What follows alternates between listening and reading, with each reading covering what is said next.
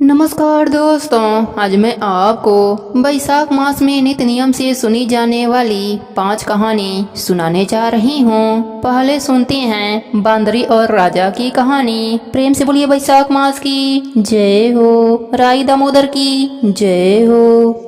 एक राजा जो रोज सुबह उठकर गंगा जी नहाने जाया करता था। राजा ने सबको यह बोल रखा था कि मेरे से पहले कोई गंगा जी में न नहाएगा। एक बांदरी थी जो राजा से पहले नहा लेती थी। जब राजा नहाने जाता तो उसको पानी हिलता हुआ दिखाई देता था। जब राजा को इस बात पर शंका हुई कोई मेरे से पहले नहाता है, तो राजा ने वहां पर पहरा बैठा दिया। गंगा किनारे एक पहाड़ी थी जहां पर वह बांदरी बैठी रहती थी। राजा के नहाने से पहले ही वह नहाकर पहाड़ी पर बैठ जाती थी। ऐसे ही नहाते नहाते पूरा बैसाख का महीना बीत गया। एक दिन उस बांदरी को नहाते हुए सिपाहियों ने देख लिया और पकड़कर राजा के पास ले गए। राजा का यह प्रण था कि अगर कोई औरत मेरे से पहले नहाएगी तो उससे विवाह कर लूंगा। राजा ने बांदरी से विवाह कर लिया। बैसाख नहाने के पुण्य से बांदरी के गर्भ रह गया। पूरा 9 महीना होने को आया। तब बांदरी ने राजा से पूछा कि जब मेरे बच्चा होने का समय आएगा तो मैं क्या करूंगी। तब राजा ने महल में घंटी लगवा दी और बोला कि जब तुम्हारे दर्द उठे तो इस घंटी को बजा देना, फिर मैं आकर बंदोबस्त कर दूंगा। राजा के और भी रानियां थीं जिनके बच्चे अभी नहीं हुए थे। बांदरी को बच्चा होने वाला था, यह बात उनको जलन हो रही थी। घंटी बंधी हुई देखकर उन्होंने पूछा कि यह घंटी क्यों बांधी है। तब बांदरी ने बोला कि जब मेरा बच्चा होने वाला होगा तब राजा को बुलाने के लिए यह घंटी बांधी है। तब रानियां बोली कि एक बार घंटी बजाकर तो देखो कि राजा आते हैं या नहीं। बांदरी ने घंटी बजा दी और राजा आ गए। जब राजा ने आकर पूछा कि घंटी क्यों बजाई, तो बांदरी बोली कि इन रानियों ने मुझसे कहा कि एक बार घंटी बजाकर देखो कि राजा आते हैं या नहीं। तब राजा ने बोला कि दोबारा ऐसा मत करना। थोड़े दिन बाद जब बांदरी के बच्चा होने वाला था तो बांदरी ने खूब घंटी बजाई पर राजा नहीं आया। जब बांदरी ने रानियों से पूछा कि अब क्या होगा, मैं बच्चे को जन्म कैसे दूंगी। तब रानियों ने बांदरी से कहा कि आंखों पर पट्टी बांध लो और नीचे मुंह कर लो। बांदरी के बैसाख नहाने से बहुत सुंदर लड़का हुआ। जब रानियों ने यह देखा कि बहुत सुंदर लड़का हुआ है तो रानियों ने दासी से कहा कि इस बच्चे को नदी में डुबोकर आओ और बांदरी के पास पत्थर रख दो। राजा को बोलो कि बांदरी को पत्थर हुआ है। राजा ने इस बात को सुनकर अपने मन में संतोष कर लिया कि और रानियों की तरह इसको भी बच्चा कैसे हो सकता है। उधर उस दासी से बच्चा नदी में नहीं फेंका गया। वह उस बच्चे को वहां पर काम कर रहे कुम्हार के बर्तन में रखकर आ गई। जब कुम्हार और कुम्हारन ने किसी बच्चे की रोने की आवाज सुनी तो उन्होंने वहां जाकर देखा तो बच्चा था। तब कुम्हार ने कुम्हारन से कहा कि भगवान ने हमारी सुन ली, हमारे बच्चे नहीं हैं और भगवान ने हमें बच्चा दे दिया है। अगर तू इस बच्चे का पालन पोषण कर सके तो इसे हम अपने घर पर रख लें। कुम्हारन राजी हो गई और उन दोनों ने उसको पाल पोस कर बड़ा कर दिया। लड़के को इस बात का पता चल चुका था कि उसको बांदरी ने जन्म दिया है और रानियों ने उसको मारने के लिए दासी को दे दिया था। एक दिन वह लड़का कुम्हारन का बनाया हुआ हाथी घोड़े को ले जाकर कुएं पर बैठा दिया जहां पर दासियां पानी भरने आती थीं। उनको देखकर वह लड़का बोला कि मेरे हाथी के घोड़े पानी पी लो। तब दासियां उसकी बात सुनकर हंसने लगीं और बोली कि कभी माटी के हाथी घोड़े भी पानी पीते हैं क्या। तब वह लड़का बोला कि कभी बांदरी के भी पत्थर होते हैं क्या। यह बात सुनकर दासियों ने रानी से जाकर सारी बात कह दी। यह बात सुनकर रानियों ने जहर का लड्डू बनाकर कुम्हारन के लड़के के लिए भेज दिया। भगवान की कृपा से जहर के लड्डू दूध का लड्डू बन गए। दूसरे दिन रानियों ने देखा कि वह लड़का मरा नहीं। तब रानियों ने राजा से जिद करके कुम्हारन को उस बस्ती से निकलवा दिया। कुम्हार अपने परिवार को लेकर जंगल में रहने के लिए चल दिया। गड़गड़ का महीना आ गया। कुम्हार का लड़का 101 करवा 101 गोली ले घड़ों में पानी भरकर बगीचे में जाकर बैठ गया, जहाँ पर राजा के साहूकार की लड़कियां गड़गड़ पूजने के लिए मिट्टी ले जाने के लिए आई थीं। वहाँ पर पहले तो उन्होंने खूब खेला, खूब कूदा। जब उनको प्यास लगी तो वह उस लड़के के पास पानी के लिए गईं। तब वह लड़का बोला कि मेरे पास गोली है, उसको तुम खाती जाओ और मेरे चारों तरफ घूमती जाओ, तब तुमको पानी पिलाऊंगा। इस बात से उनमें से कई लड़कियां पहले तो राजी नहीं हुई, पर प्यास मिटाने के लिए मान गईं। फिर वह लड़का अपने सामने आग जलाकर बैठ गया और उनको गोली खिलाता गया और अपने चारों तरफ चक्कर लगवाता गया। ऐसा करने से सब लड़कियों के गड़बड़ा गए। जब यह बात उन लड़कियों के माता पिता को पता चली तो उन्होंने उन लड़कियों से पूछा कि ऐसे कैसे हुआ। उन्होंने सारी बात बता दी।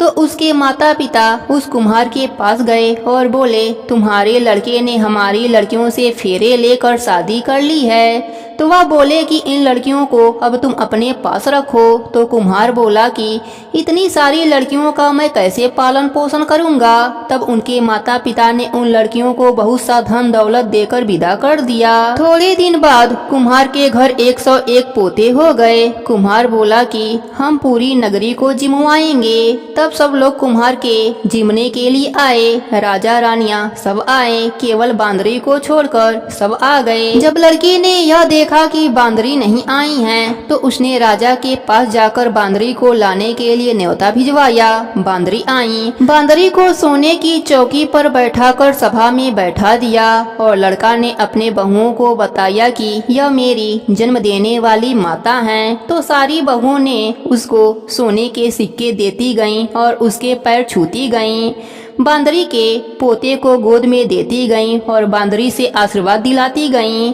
राजा को यह बात समझ में नहीं आई कि यह लड़का बांदरी की इतनी खातिरदारी क्यों कर रहा है। रानियों को यह बात समझ में आ गई, यह बांदरी का लड़का है। राजा ने सबसे बोला कि मेरा तो अपमान हो गया है, मैं यहाँ से जा रहा हूँ। तब लड़के ने राजा को रोका और बोला कि आप क्यों जा रहे हैं। तो राजा ने लड़के से पूछा कि तू बांदरी की इतनी खातिरदारी क्यों कर रहा है। तो लड़के ने राजा को सारी बात बता दी कि यह मेरे जन्म देने वाली माता हैं। जो दासी उस लड़के को नदी में बहाने के लिए ले गई थी, वहाँ पर ही बैठी थी। वह दासी भी राजा को सारी बात बता दी। तो राजा ने सब रानियों को जेल में डलवा दिया और बांदरी सारी बहुओं, पोता पोतियों और अपने लड़के को पूरे गाजे बाजे के साथ अपने महल को ले गया। सबको अलग अलग महल बनवा दिया और लड़का राज करने लगा। राजा ने कुम्हार से कहा कि आप दोनों भी मेरे साथ चलो, लेकिन कुम्हार राजी नहीं हुआ। फिर राजा ने कुम्हार को बहुत सारा धन दौलत दे दिया। तब सभी लोग बोलते हैं कि बैसाख महीने में नहाने से बहुत पुण्य मिलता है। जैसे बांदरी बैसाख नहाई, राजा को राज मिला। तब सभी लोग बोलने लगे कि बैसाख महीने में नहाने से बहुत पुण्य मिलता है। एक बांदरी को राजा के राज्य का सुख प्राप्त हो गया। बहु बेटे मिले, पोता पोती मिल गयी। सभी लोग बैसाख मास की जयकारा लगाने लगे। हे बैसाख के देव, जैसे आपने बांदरी को सुख दिया वैसा ही सुख सबको देना, सब पर अपनी कृपा बनाए रखना। प्रेम से बोली बैसाख मास की जय हो, राई दामोदर की जय हो। प्राचीन समय की बात है, एक गांव में एक गरीब लकड़िहारा जो अपने पत्नी के साथ रहता था, वह लकड़ी की मौली बेचकर अपना पेट भरा करते थे। बैसाख का महीना आया, सभी लोग बैसाख स्नान करने लगे। तो उसकी पत्नी भी बैसाख स्नान करने लगी। उसका पति नित्य मौली लेकर आता। पत्नी हमेशा मौली में से एक लकड़ी निकालकर रख देती। सूर्य उदय से पहले ही बैसाख स्नान करती। तुलसी सींचती, पीपल सींचती, राई दामोदर की पूजा करती। ऐसा करते करते पूरा महीना बीत गया। वह स्नान करके लकड़ी बेचने गई। भगवान का नाम लेते ही लकड़ियाँ चंदन की हो गईं। राजा को चंदन की सुगंध आने लगी। तब राजा उस जगह पहुँचे और कहा, लकड़ियों का क्या दाम लोगी। उसने कहा, जो आप दे देंगे वह मैं ले लूंगी, लेकिन मुझे आज 5 ब्राह्मणों को भोजन करवाना है, इसलिए आप मुझे 5 ब्राह्मणों को भोजन करवा सकूं, उतना सामान मुझे दे दो। राजा ने अपने नौकर के साथ में 5 ब्राह्मण भोजन कर सकें उतना सामान उस औरत के वहाँ भिजवा दिया। उसने बढ़िया भोजन बनाकर ब्राह्मणों को भर पेट जिमाया और उन्हें दक्षिणा दी। ब्राह्मणों ने उसको खूब आशीर्वाद दिया। उसके पति का मौली नहीं बिकने से उसे देरी हो गई। उसके पत्नी के स्नान और ब्राह्मण भोजन के पुण्य से झोपड़ी महल में बदल गई। रसोई में पकवानों का भंडार लग गया। उसका महल धन दौलत से भर गया। उसका पति जब घर आया तो झोपड़ी उसे दिखाई नहीं दी।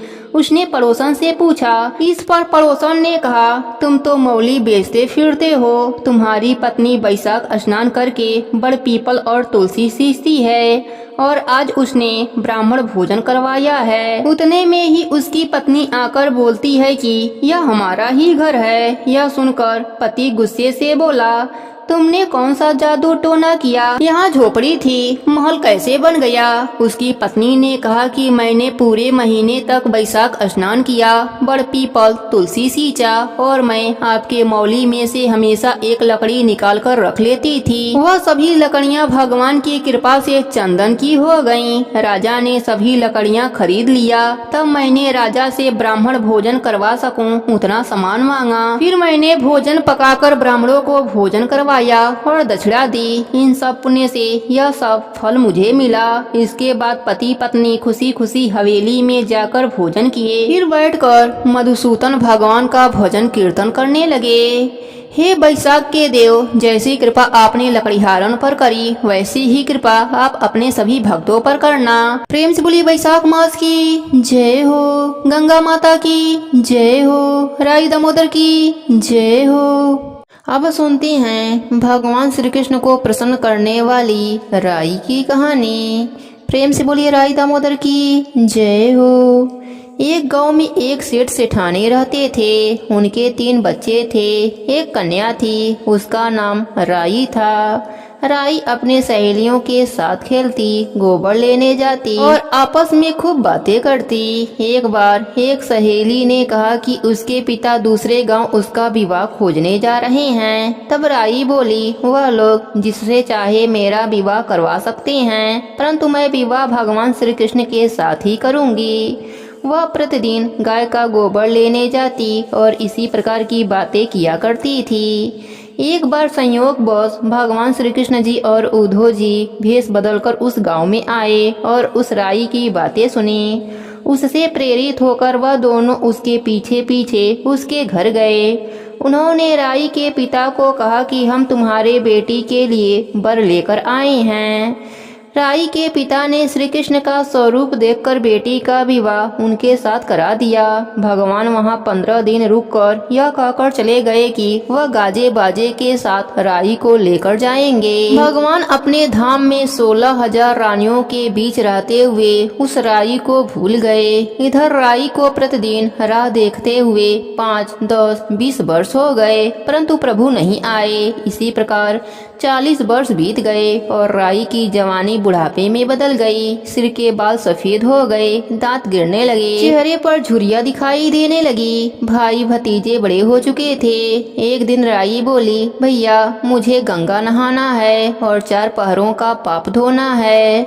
भाई उसको गंगा जी लेकर गए। पंडित जी से पिंडदार कराने को कहा। पंडित ने तांबे का कलश तैयार करके कृष्ण नाम से पिंडदान कराकर राई के हाथ में दिया। इसे गंगा जी में बहा दो। जब राई ने कलश गंगा जी में बहाया तो कलश खिलखिलाकर हंसने लगा और बैकुंठ में जाकर भगवान के सीने में प्रहार किया। उसे देखकर भगवान को अपने भूल का एहसास हुआ और तुरंत नंगे पैर दौड़ते हुए मृतलोक में राई के पास आ पहुँचे। संपूर्ण गांव वाले राई को बधाई देने लगे तथा राई अपने पति को देखकर शर्माने लगी। तब भगवान ने कहा, मुझसे भूल हो गई है। इसके बाद भगवान ने राई को स्पर्श किया तब राई का शरीर दिव्य हो गया, जिसे देखकर भगवान बोले, हे राई, तुम्हारा लेखा जोखा हर धर्म में रहेगा। जो कोई राई की कथा सुनकर एक कटोरी राई भरकर श्री कृष्ण मंदिर में दान करेगा, वह मेरे धाम को प्राप्त होगा। इतना कहकर प्रभु राई के साथ बैकुंठ लोक को चले गए। प्रेम से बोलिए राई दामोदर की जय हो। एक समय की बात है, एक गांव में एक सुमन नाम की औरत अपने बेटी सुगंधा के साथ रहती थी। सुमन के पति का स्वर्गवास हो गया था, इस कारण परिवार का आर्थिक स्थिति बहुत खराब रहता था। सुमन दूसरों के घर बर्तन धोकर अपना गुजारा करती थी। सुमन बहुत ही धार्मिक प्रवृत्ति की थी। वह हर मास के संक्रांति को अपने सामर्थ्य के अनुसार दान देती और ब्राह्मणों को भोजन के लिए अन्न भी देती थी। वह धर्मराज जी का नित्य नियम निभाती थी। यह सब देखकर सुगंधा अपने माँ से कहती, माँ, बड़ी मुश्किल से आप 2 टाइम के खाने का इंतजाम करती हैं, ऊपर से यह नियम धर्म दान क्यों करती हैं? इससे क्या होगा? क्या भगवान चलकर हमें भोजन देने आएंगे? सुमन अपने बेटी सुगंधा से कहती, बेटी, ऐसा नहीं कहा जाता, यह सब हमारे कर्म का दोष है। अपने अगले जन्म को सही करने के लिए ही तो नित्य नियम निभाया जाता है। नित्य नियम निभाने से हमारा यह लोक और परलोक दोनों सुखमय बन जाता है। पर सुमन की बात सुगंधा के दिमाग में नहीं घुसता। वह पूजा पाठ से दूर रहती थी। एक दिन सुमन काम से घर आ रही थी कि अचानक पैर में चोट लगने से गिर गई और पैर में ज्यादा चोट लग गई। सुमन चल भी नहीं पा रही थी। सुगंधा ने कहा, माँ, अब हम दोनों का खाना कहाँ से आएगा? आपको इतना भगवान पर भरोसा है, पर भगवान ने आपको विकलांग बना दिया, अब हम क्या करें? सुमन ने कहा, सुगंधा, इसमें भगवान का क्या कसूर? कसूर तो हमारे भाग्य का है। प्रभु जो हमारे कर्म में लिखेंगे भुगतना तो पड़ेगा ही। तुम सेठानी के घर जाओ और 2-3 दिन का राशन मांग लाओ। सुगंधा ने कहा, ठीक है माँ। फिर सुगंधा सेठानी के घर गई और अपने माँ का सारा दुखद घटना सुनाया और अनाज मांगा। सेठानी बड़ा ही घमंडी थी। उसने कहा, तुम्हारी माँ नाटक कर रही है ताकि उसका सारा काम मुझे करना पड़े और ऊपर से उसे अनाज भी चाहिए। मैं इतनी दानी नहीं हूँ, तुम यहाँ से जा सकती हो। सुगंधा रोते रोते अपने घर की ओर आने लगी। तभी रास्ते में उसे एक साधु बाबा मिले। सुगंधा से बोले, बेटा, तुम क्यों रो रही हो? सुगंधा ने कहा, बाबा, माँ कहती है हमारे बुरे दिन चल रहे हैं, भगवान हमारे कर्मों की सजा हमें दे रहे हैं। बाबा, आप ही बताइए, भगवान हमें कब तक बुरे कर्मों का सजा देते रहेंगे? माँ का पूजा पाठ नियम धर्म का क्या उसका पुण्य हमें इस जीवन में नहीं मिलेगा? साधु बाबा ने कहा, बेटा, पुण्य कर्म करने से हमारे बुरे कर्मों की सजा कम होती होती समाप्त हो जाती है। फिर हमारे जीवन में सिर्फ अच्छे दिन ही होते हैं। तुम भी भगवान पर भरोसा रखो, सब ठीक हो जाएगा। मेरा कमंडल अपने घर ले जाओ, तुम्हारे सारे बिगड़े काम ठीक हो जाएंगे। इस प्रकार बाबा कमंडल देकर चले गए और सुगंधा कमंडल लेकर अपने घर आ गई। एक कोने में कमंडल को रख खाली पेट ही भगवान को सोचते सोचते अपने माँ के पास सो गई। सपने में सुगंधा ने देखा उसके पास धर्मराज जी आए हैं और कह रहे हैं, बेटा, वह कमंडल मैंने तुम तक पहुँचाया है, वह कभी भी खाली नहीं होगा, उसमें हमेशा सोने का सिक्का भरा रहेगा। इतना कहकर धर्मराज जी अंतर ध्यान हो गए। सुगंधा की आंख खुली तब तक सुबह हो रहा था। उसने अपने माँ को सपने की बात बताई। दोनों कमंडल के पास गए। सच में उसमें सोने के सिक्के भरे थे। दोनों माँ बेटी बहुत खुश हुईं और धर्मराज जी की जयकारा लगाने लगी। इस प्रकार सुमन के जीवन में सुख वैभव आ गया और वह खूब दान पुण्य आदि कर्म करने लगी। इससे उसका यह लोक और परलोक दोनों सुखमय बन गया। हे धर्मराज जी, जैसे आपने माँ बेटी पर अपनी कृपा करी, वैसे ही अपने सभी भक्तों पर अपनी कृपा बनाए रखना। कहानी अधूरी हो तो पूरी करना, पूरी हो तो मान रखना। प्रेम से बोलिए धर्मराज जी की जय हो। एक समय की बात है, एक गांव में एक ब्राह्मण और ब्राह्मणी रहते थे। उनके कोई भी संतान न थी। ब्राह्मण नित नियम से सुबह नदी में स्नान करने जाता था और घर आकर पूजा पाठ करता था। एक दिन ब्राह्मण नदी स्नान करने के बाद जाने लगा तो पीछे से किसी ने आवाज दी, बाबा मैं भी आऊं। उस ब्राह्मण ने पीछे मुड़कर देखा पर वहाँ कोई नहीं था। फिर से चला तो फिर से आवाज आई, बाबा मैं भी चलूं। ब्राह्मण ने सोचा कोई दिखाई तो देता नहीं, कौन बुला रहा है। फिर ब्राह्मण ने कहा, भूत प्रेत हो तो मत आना, कोई देव हो तो आना। इतने में एक छोटी सी कन्या आई और बोली, बाबा मैं आपके घर आऊंगी। ब्राह्मण ने उंगली पकड़ाई और उसे घर लेकर आ गया। घर आने पर उसकी स्त्री बोली, यह कन्या किसकी है? वह कन्या बोली, माँ मैं तेरी हूँ। ब्राह्मणी ने ब्राह्मण से पूछा, क्या बात है? ब्राह्मण ने सारी बात बताई। उन दोनों ने उसे बेटी कहकर पुकारा। वह दोनों पति पत्नी बहुत खुश हुए और बोले, इसका क्या नाम रखें? ब्राह्मण बोला, इसका नाम तुलसी रख देते हैं, यह हमारे आंगन की तुलसी है। अब तुलसी खेलने कूदने लगी। माता पिता भी उसे बड़ा प्रेम करते थे। वह बड़ी हुई तो माता पिता उसकी शादी की चिंता करने लगे। तब तुलसी बोली, मेरी चिंता आप मत करना, मुझे तो स्वयं भगवान श्री हरि लेने आएंगे, आप लोग तैयारियां करो। शादी का मुहूर्त निकला। कार्तिक शुक्ल एकादशी के दिन तुलसी जी का विवाह शालिग्राम जी के साथ हो गया।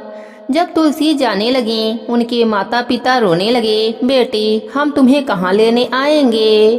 तब तुलसी ने कहा, माता पिता आप मेरी चिंता मत करना, मेरा ससुराल द्वारिका धाम है, आप जब याद करोगे तो मैं आ जाऊंगी। आप अपने आंगन में तुलसी लगाना, उससे मन को शांति मिलेगी। आंगन की तुलसी को आप सदा हरा रखना, उसकी पूजा अर्चना करते रहना। इतना कहकर तुलसी विदा हो गईं। ब्राह्मण और ब्राह्मणी अपने आंगन की तुलसी की पूजा अर्चना करने लगे। कुछ दिनों के बाद ब्राह्मण और ब्राह्मणी की मृत्यु हो गई। उन्हें लेने विष्णु लोक का विमान आया और वह दोनों ब्राह्मण और ब्राह्मणी वैकुंठ धाम को चले गए। हे तुलसी माता, जैसे आपने ब्राह्मण और ब्राह्मणी पर अपनी कृपा करी, वैसे ही अपने सभी भक्तों पर अपनी कृपा बनाए रखना। कहानी अधूरी हो तो पूरी करना, पूरी हो तो मान रखना, सबके व्रत को पूर्ण करना। प्रेम से बोलिए तुलसी माता की जय हो। इस समय पहले की बात है, एक गांव में एक सास बहू रहती थी। सास बहुत ही कंजूस स्वभाव की थी। वह धर्म पुण्य तो बहुत करती, लेकिन भगवान की सेवा पूजा से ज्यादा उसका ध्यान पैसे पर रहता था। एक बार उसने व्रत का उद्यापन किया, सारे परिवार और पड़ोसियों को खाने का निमंत्रण दिया। उसने सोचा कि अगर मैं ब्राह्मण भोज करा दूं तो उद्यापन पूर्ण माना जाएगा, पर अगर कोई पेटू ब्राह्मण आ गया तो उसे भोजन कराने में बहुत खर्चा हो जाएगा। उसने अपने बहू से कहा, मुझे एक ब्राह्मण को जिमाना है, तुम एक काम करो, कोई छोटा लड़का देखकर न्योता देकर आ जाओ और एक व्यक्ति की रसोई ज्यादा बना लेना। बहू घर से बाहर गई। कुछ दूर पर ब्राह्मण के लड़के गेम खेल रहे थे। बहू ने उन्हीं में से एक को बुलाकर कहा कि तुम 12 बजे हमारे घर पर भोजन करने आ जाना। लड़के ने कहा, मेरा नाम गणेशा है, मुझे गणेशा गणेशा पुकारना, मैं उसी समय आ जाऊंगा। बहू ने घर जाकर रसोई में खाना बनाया। उसके बाद वह घर के बाहर गई। कुछ दूर आकर उसने ब्राह्मण बालकों को खोजा, पर उसे कोई भी नहीं मिला। फिर बहू को बालक का कहा याद आया और उसने गणेशा गणेशा पुकारा। तब अचानक से वह बालक बहू के सामने आ गया। बहू उसे घर लेकर आई और कहा, ब्राह्मण देवता आप हाथ मुंह धो लो। फिर बहू ने सुंदर थाली में भोजन सजाकर उस बालक के सामने रख दिया। सास छोटे से ब्राह्मण को देख बड़ी खुश हो रही थी, साथ ही मन में सोच रही थी कि बड़े ही कम खर्च में ब्राह्मण भोजन हो जाएगा। उस बालक ने पूरा भोजन समाप्त कर दिया। फिर और भोजन लाने को कहा। वह खाता ही जा रहा था, उठने का नाम ही नहीं लिया। धीरे धीरे वह बालक पूरे घर और मेहमानों का भोजन चट कर गया। सास बहू को मन ही मन कोस रही थी कि कैसे को न्योता दिया, पर अब क्या किया जा सकता था। भोजन करने के बाद उस लड़के ने दक्षिणा में चांदी का सिक्का मांगा। यह बात सुनकर बहू का बुरा हाल हो रहा था। उसके पास चांदी का सिक्का नहीं था। बहू सास के पास सिक्का मांगने आई। सास ने उसे 2-4 बातें सुनाकर चांदी का सिक्का यह सोचकर दिया कि अगर दक्षिणा नहीं दिया तो ब्राह्मण भोजन का पुण्य हमें नहीं मिलेगा। बहू ने ब्राह्मण बालक के पांव पूजे और सिक्का देकर उसे विदा किया। जैसे ही वह बालक विदा हुआ तब सास बहू ने मुड़कर घर के भीतर देखा। घर में खूब हीरे मोती चमक रहे थे। सास बहू दोनों धन देखकर बहुत खुश हुईं और बोली, गणेश जी का हम पर कृपा हुआ है। हमारे धन्य भाग जो हमारे घर गणेश जी भोजन करने पधारे। हे गणेश जी महाराज, जैसे आपने सास बहू पर अपनी कृपा करी वैसे ही अपने सभी भक्तों पर अपनी कृपा बनाए रखना। कहानी अधूरी हो तो पूरी करना, पूरी हो तो मान रखना। सबके व्रत को पूर्ण करना। प्रेम से बोलिए गणेश भगवान की जय हो।